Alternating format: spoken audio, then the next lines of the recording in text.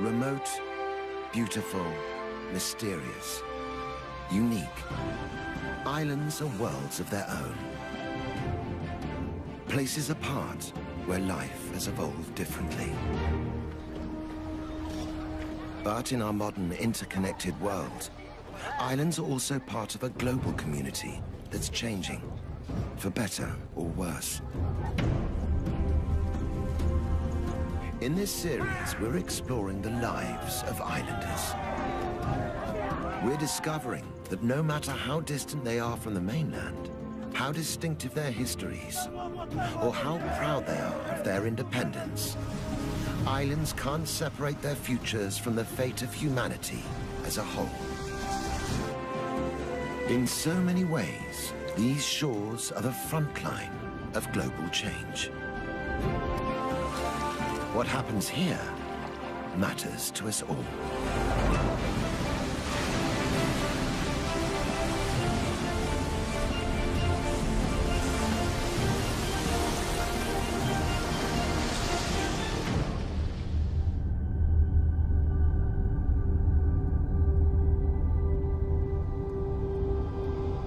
Amid the vast expanse of the South Pacific, isolated by the endless blue, is the Republic of Fiji. 322 islands forged in the heat of volcanoes. Rugged mountains fringed by sandy shores.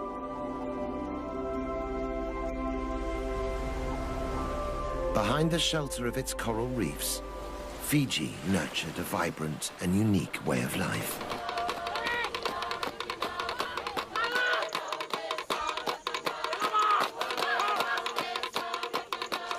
Over the centuries, it grew to be a powerful and proud culture.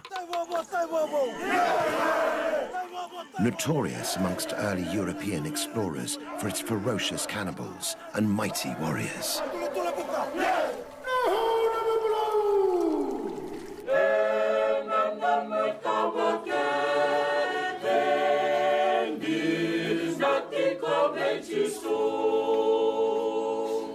When the British imposed their rule, they brought Western ways and Christianity. They also brought waves of immigrants to farm fertile fields of sugarcane. Indian laborers, whose presence here was a trigger for conflict and violence.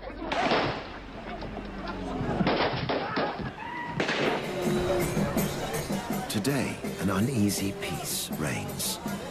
The new and old ways sit side by side. And the latest arrivals are tourists, for whom Fiji's islands are a tropical paradise.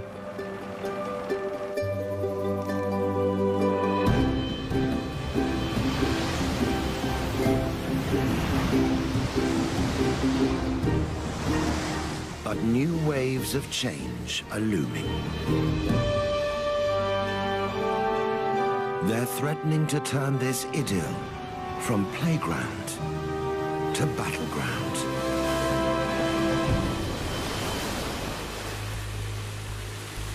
Sometimes the danger is all too obvious. But for those who know where to look, the effects can also be seen in the depths of the forests and beneath Fiji's blue lagoons.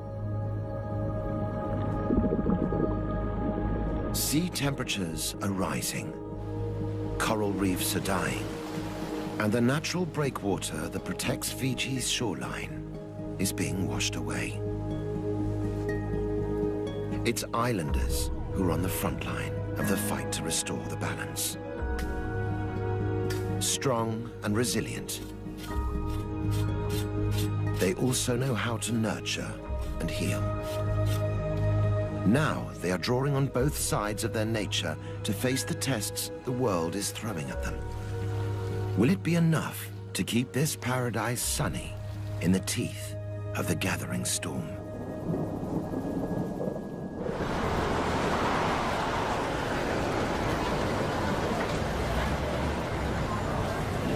Today, Most of Fiji's 1 million population lives on the big island of Viti Levu.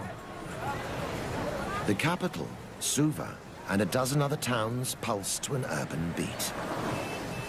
But outside the cities, life is organized along traditional lines. Head a few kilometers off the southern shore of Viti Levu to the island of Benga, and the importance of the old ways is clear to see.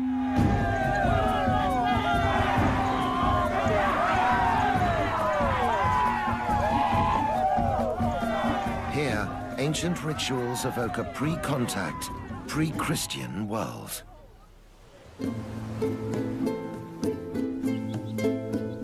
Distanced from the mainland, life moves at its own pace on Benga.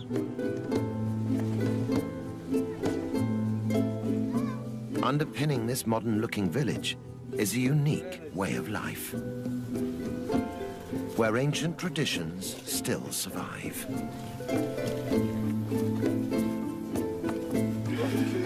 Villagers live as a collective, sharing the work and the wealth amongst themselves.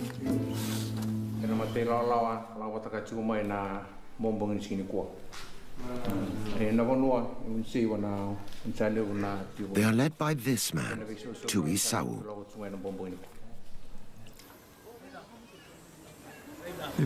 It is good to have a chiefly leadership in the village. It allows us to look after the village and, more importantly, the welfare of our villagers. Today, Tui has ordered the villagers to prepare for an incredible ritual, which proves the power of the old tribal ways. They fire up the lovo, or ground oven, for a celebratory feast. Every family has a specific role to play. But the ritual preparing of the feast isn't just about nourishing the body. It's one of the ways in which village children are taught to respect their tribal traditions. For Tui Sau, it's crucial to ensuring the old ways survive. It's important to teach them the right protocols, how to behave, and the different roles they must adopt in the village. But across the ocean, winds of change are blowing towards Benga. I think the Western way of living in Suva has a negative effect on our lives. It's easier to look after the village when there is one way of life and everyone is united. One custom that Tui Sau is determined to safeguard is Vila Vila Irevo, or literally, jumping into the oven.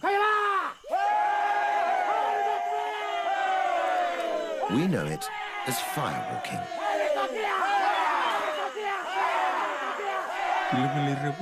Firewalking has been around for as long as Benga itself. Our fathers and their forefathers have been firewalking all of their lives, and now we firewalk also.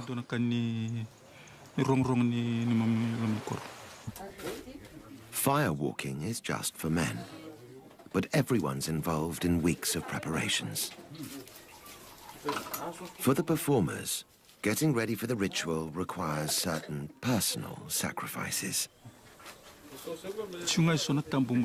There are a few taboos. The most important is that the firewalkers must not sleep with their wives for 4 nights beforehand, and they can't eat coconut or burnt foods either. Before the firewalking, a ceremonial meke evokes the Sau tribal spirit.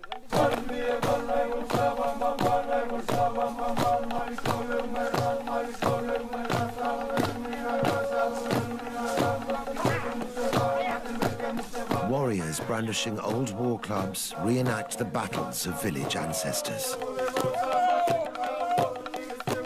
For centuries, these meke have been used to keep the past alive, and even to predict the future.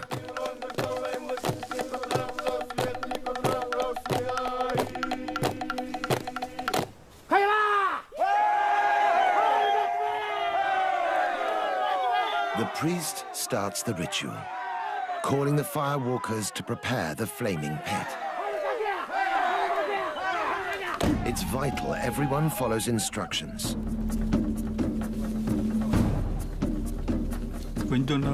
If someone breaks the rules or taboos, they will get burnt. They can be bedridden for 4 months and must be nursed at home until the burns heal. Finally, the pit is ready.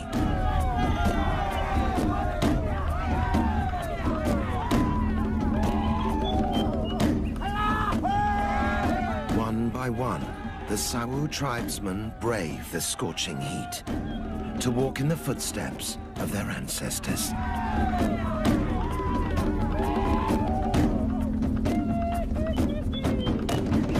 They finish unscathed, the honor of the tribe upheld.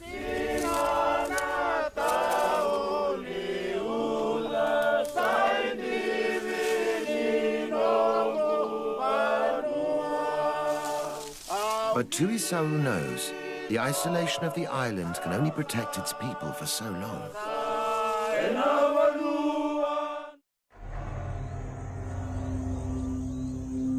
Dark clouds are gathering on Benga's horizon.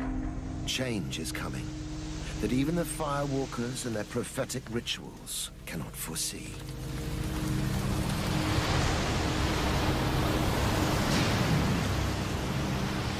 It won't be the first time waves of unexpected change have washed over these islands.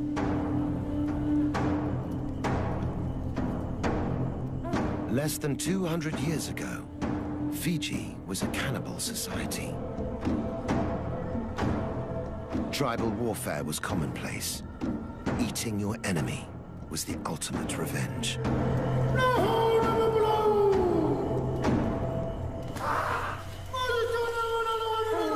Christian missionaries from Europe set out to rid the islands of cannibalism.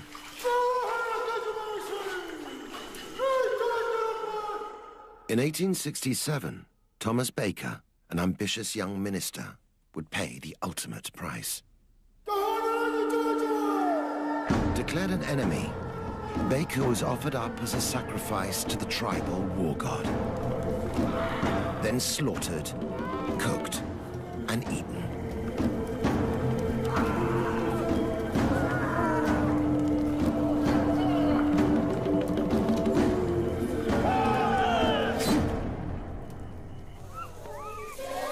But Baker's sacrifice was not in vain. Violent Pacific traditions were tamed by Christianity. And today Fijian Christians regard the old days as Naguana ni Tevoro, the time of the devil. When Christianity came to Fiji, the missionaries were eaten. But people have seen the power of God and the gospel. It has taken away cannibalism and warfare. Asanatha Vikana is a Sunday school teacher in Nialwa village, in the north of Fiji's main island, Viti Levu. She's one of some 280,000 Methodists in Fiji. She's also the local chief's wife and must integrate her faith with the indigenous customs that are still central to village life.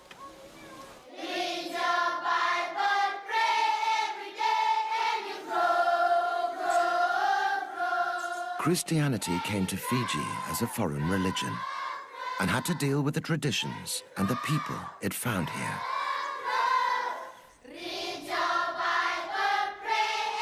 Images like this Black Christ are attempts to show that the Son of God came for people of all races.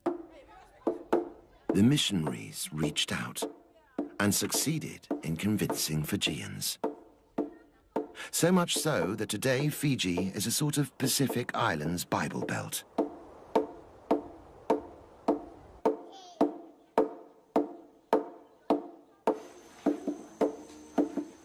Although the days of tribal warfare are behind them, the villagers still have a tribal approach to worship.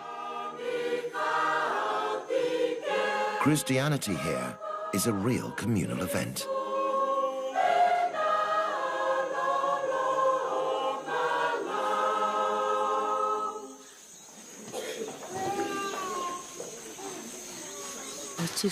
God has given us love for one another within our community. That's why our village is united. Also uniting the village is Asanatha herself. As the chief's wife, she shares his responsibility for the community's well-being. I am the mother of the village. If someone is hungry, it is my job to give them food. If someone comes crying, if there is a problem, it's my responsibility to provide them with what they need. In 2004, that responsibility inspired Asanatha to dream of big changes. Realizing Niowa's children had no access to nursery school, Asanatha started the region's very first kindergarten. It's important for the children to have an education. Education can bring about change in our village. Now, there's a network of kindergartens in the surrounding villages.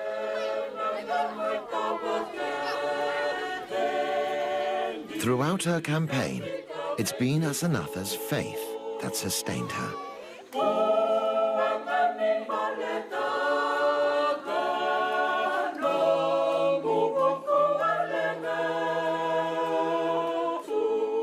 But the new faith and the old ways don't always go harmoniously together. Echoing around the national stadium is a voice from Fiji's ancestral past.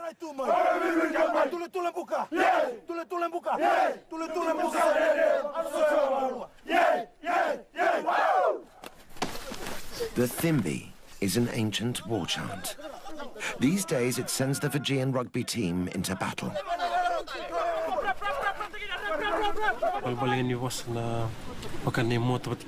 The words mean, we have our shields and our spears, and we're going into battle. We're telling our opponents, we'll take you down.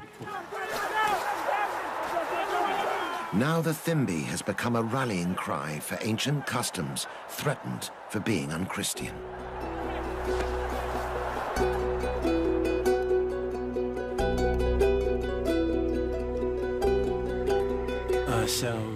Our elders have been dancing the Thimbi since their time, and now we're doing it.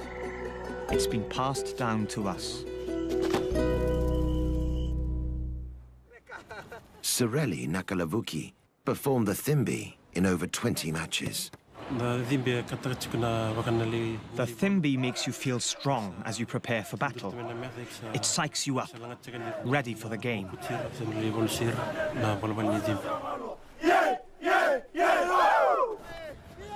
But some church authorities didn't see it that way. In 2009, they declared the old war chant ungodly. With the support of the team pastor, they demanded a ban. Under heavy pressure, the team broke a 70-year tradition. They dropped the Thimbi ahead of a big international game. Whether or not they angered their old gods, the team were badly defeated.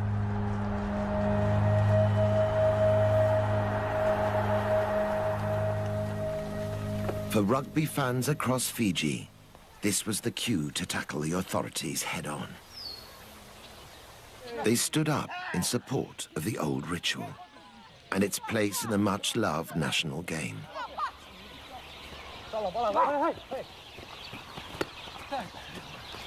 Like Christianity, rugby was brought here by Europeans, and it's been passionately embraced. Rugby is slowly becoming a religion in Fiji.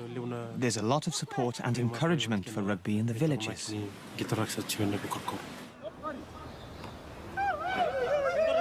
It's one of Fiji's best-known exports, and a matter of great national pride. Before I play a match, my parents urge and encourage me. Go and show the world that you are a good rugby player and bring success to Fiji. Eventually, Those calling for the return of the Thimbi were heard.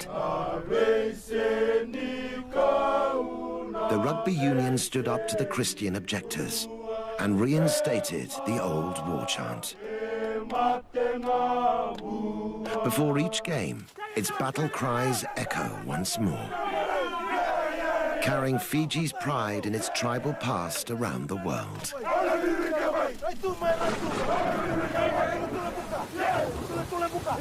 But while the team represent their nation with pride, the future of their island looks dangerously uncertain.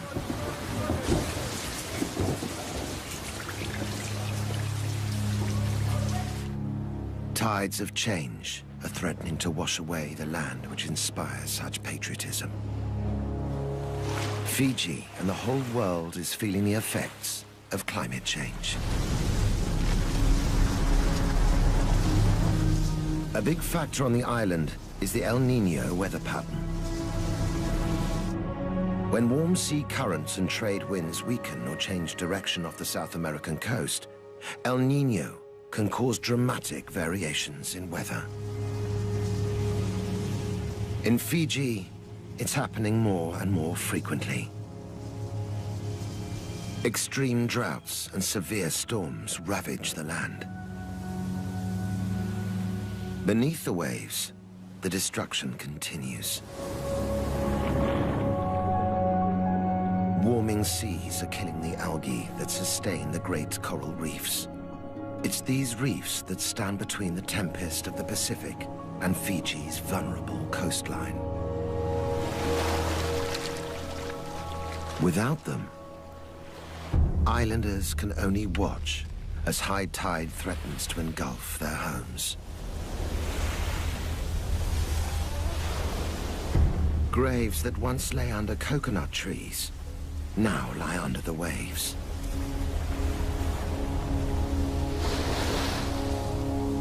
History is being washed away.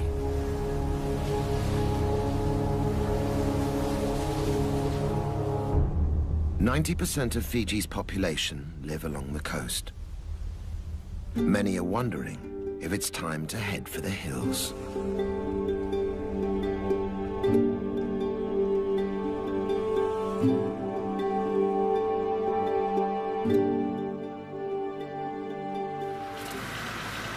When Britain colonized Fiji in the late 19th century, reliable sunshine and predictable rains meant that they could farm sugarcane on a massive scale.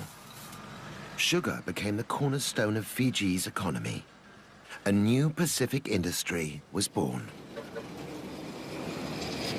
Now, 4 million tons of sugarcane are produced every year. But not everyone enjoyed the riches that sugarcane brought. To harvest their wealth, the British needed more hands. Over 60,000 Indians were shipped to Fiji as indentured laborers. We were brought here from India to work on farms, on sugar plantations. They brought us here in ships. Some died on the ship, and they were thrown into the water. With the sweat of Indian labor, the sugar industry flourished. By the time indentured labor was abolished in 1916, the immigrants had built homes, schools, and futures. Few could afford to return to India, even if they wanted to. Today, Indo-Fijians make up some 40% of the island's population. Lal Philip is one of them. Descended from the original Indian laborers, Lal now farms his own small plot of sugarcane. Although fifth-generation Indo-Fijians, the family still value their Indian heritage.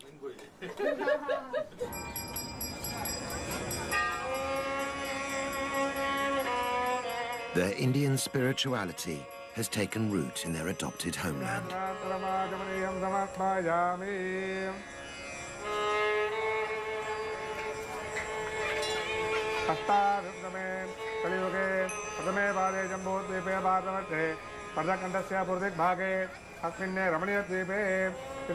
This Hindu temple, the largest in the southern hemisphere, attracts hundreds for daily worship. Its presence signifies the part Indo-Fijians now play in the life of the island.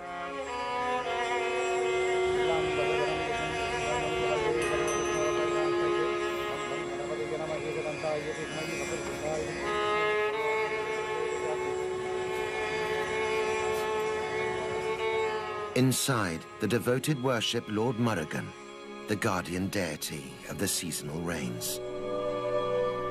But is he hearing their prayers? 1996-97 was a very dry season. The cattle started to die and food was scarce. It was very difficult. We thought that we might not survive the drought. So many of our cattle died. The drought of 1997 was no exception. Records show that over the past 20 years, Fiji has been more drought-prone than ever before. It used to rain in December, January, February. Now we don't see rain, and it's too dry. Without rain, the sugarcane doesn't grow well, and the crop yield decreases day by day. The country is facing hard times.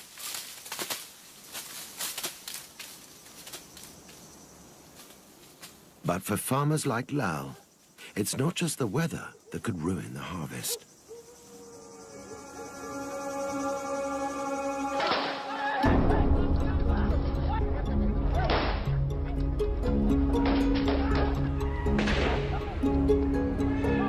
"30 years of political instability have rocked this island republic. The conflict stems from ethnic tensions between indigenous and Indian Fijians. In the past, those resenting the Indian presence took matters into their own hands. Blood was spilt on both sides. Fueled by these tensions, 4 governments were overthrown. Thousands of Indo-Fijians fled Fiji. But leaving wasn't an option for Lal. I'm an Indo-Fijian. My blood is mixed. If we're born in Fiji, then we are Indo-Fijian.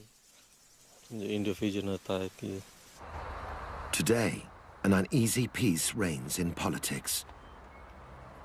But the battle to protect these islands from the El Niño effect goes on.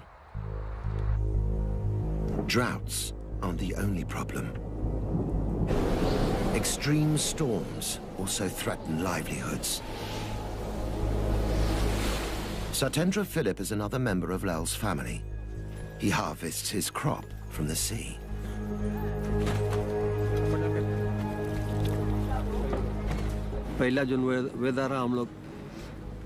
We used to have good weather, but now it's very unpredictable.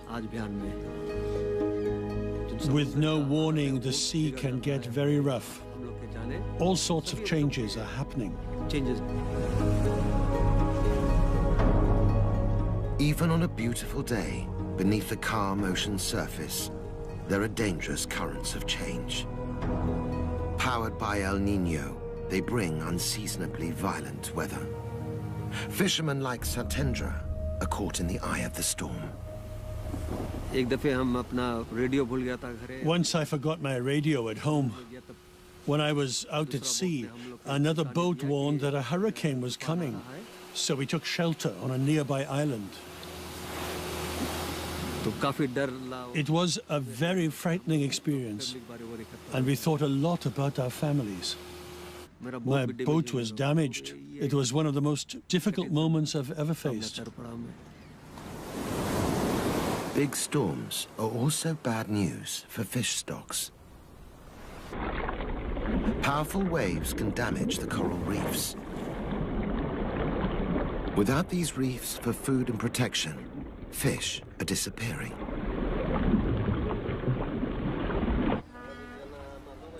Outside the cities, half of all households depend on fishing. The changes in weather threaten their whole way of life. Their children face an uncertain future. If the extreme weather continues, it's not just the farmers and fishermen that will be affected. So too will Fiji's tourist industry. Each year, 500,000 visitors arrive looking for their own castaway paradise.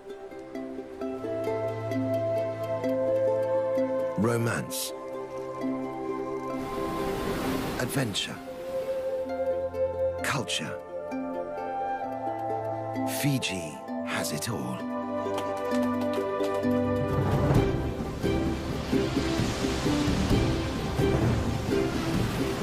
Today, the island boasts one of the most popular surfing swells in the world. But as the El Niño effect continues, even the bravest will struggle to ride out the storm.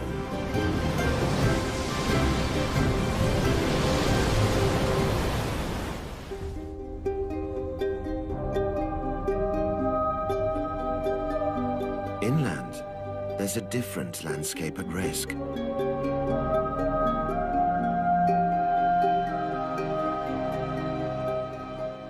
Fiji's mountainous interior is an unspoiled Eden. Imposing cliffs conceal rare orchids. Tropical rainforests hide a lush diversity of life.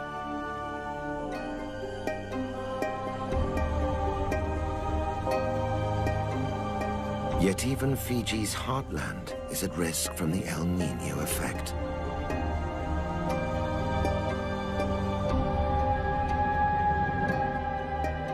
An increase in extreme weather is causing vast landslides and devastating floods.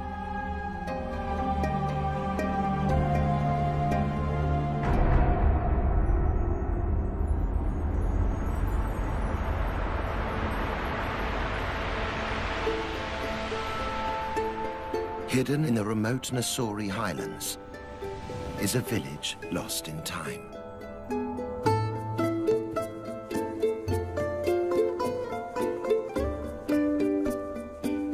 Navala is a Fijian village in the most traditional sense.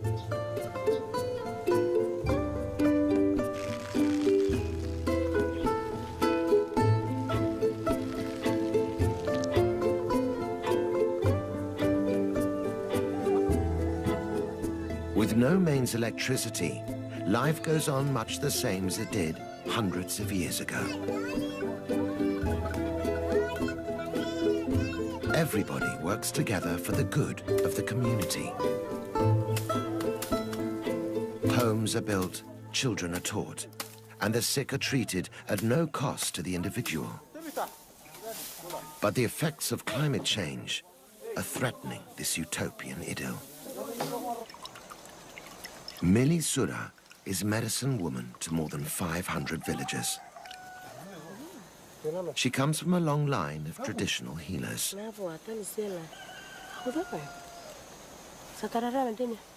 Mili believes healing is in her blood, and ancient laws govern its use.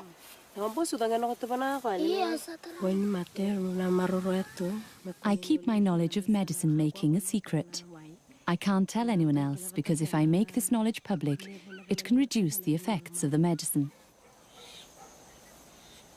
Mili sees her patients every day, and their complaints are seasonal.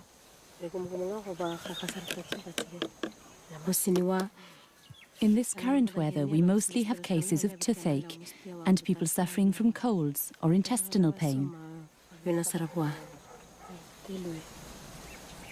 This patient has an abscess. Using herbal remedies, Mili can offer pain relief and a natural antiseptic.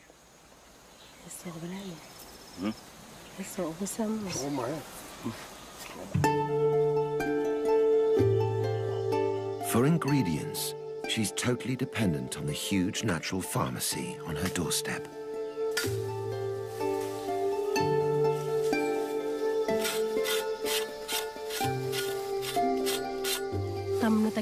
You have to walk far to reach some medicines, while others grow in hard-to-reach places like on cliffs or the top of a mountain. The harder it is to find, the better the healing power of the medicine.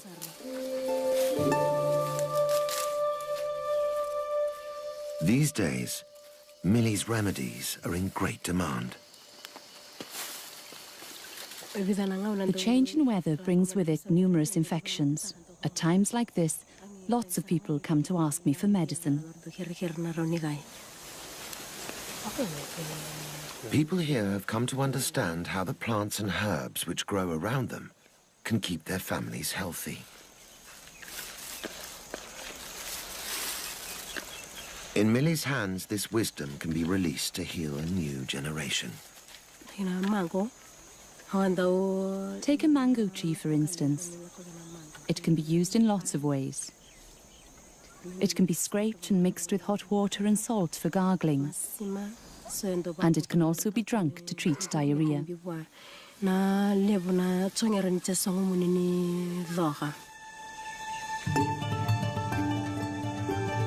Diarrhea can be a killer in this village, particularly to the very young.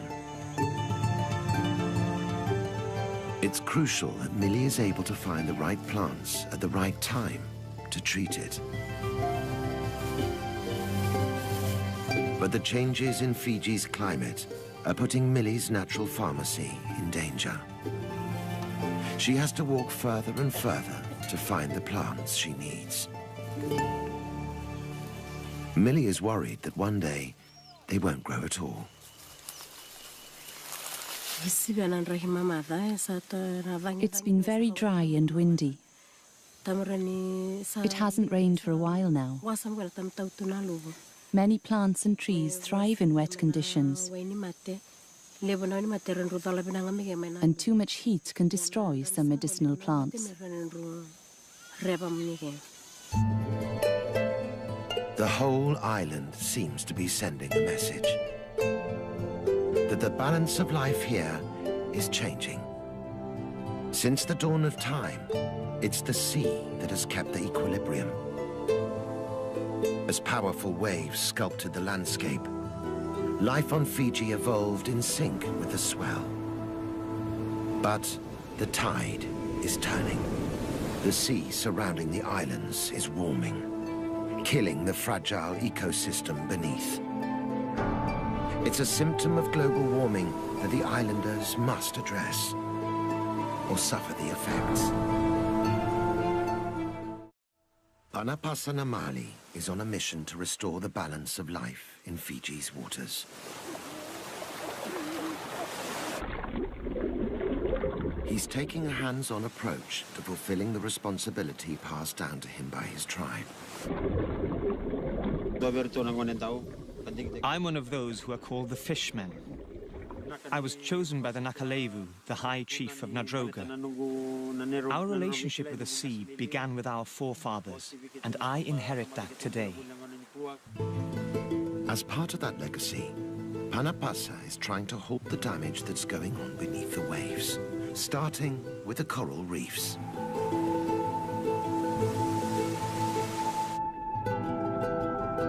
These reefs shield the island by absorbing the force of the powerful Pacific waves.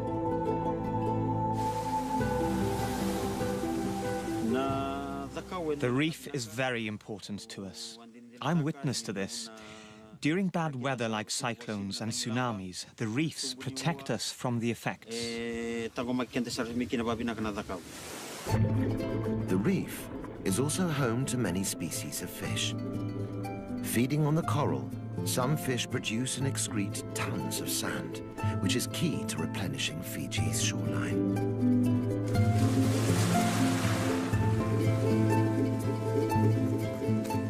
But this delicate ecosystem is being washed away.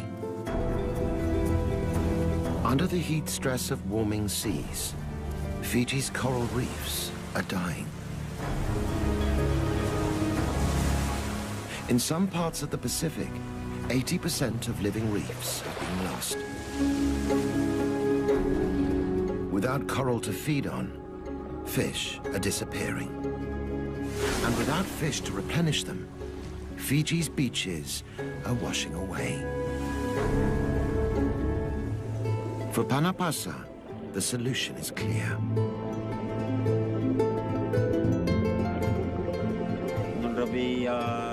The relationship between the fish and the sea needs to be revived. We need to restore life to the waters.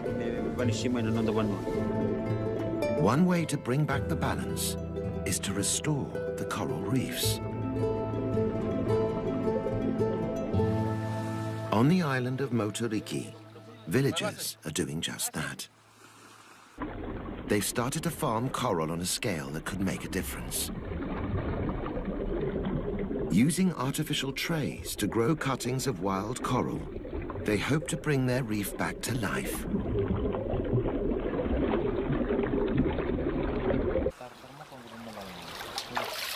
In just 12 months, these tiny cuttings will have doubled in size. The adult corals will then be replanted onto dying reefs, bringing them blossoming back to health.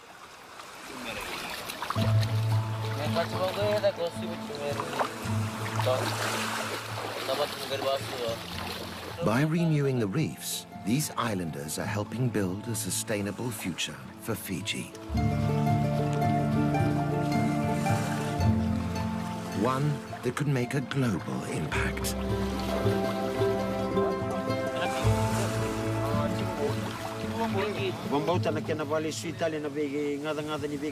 I believe that if we keep making efforts to give back, to renew our water and our seas, our corals and our fish, our efforts will become known all over the world.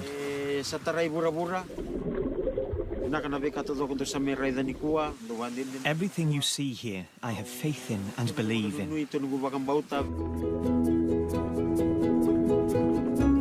Though it's too early to see long-term results, the signs are promising. The islanders have started the fight back against climate change in Fiji.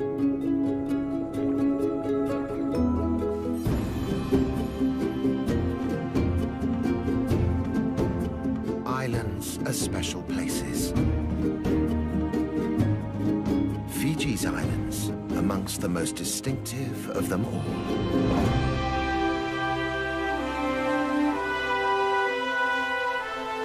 The postcard island paradise.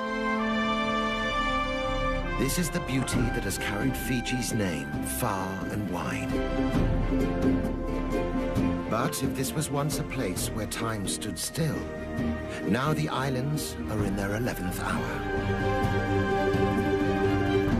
The isolation that preserved their ancient rituals no longer provides sanctuary.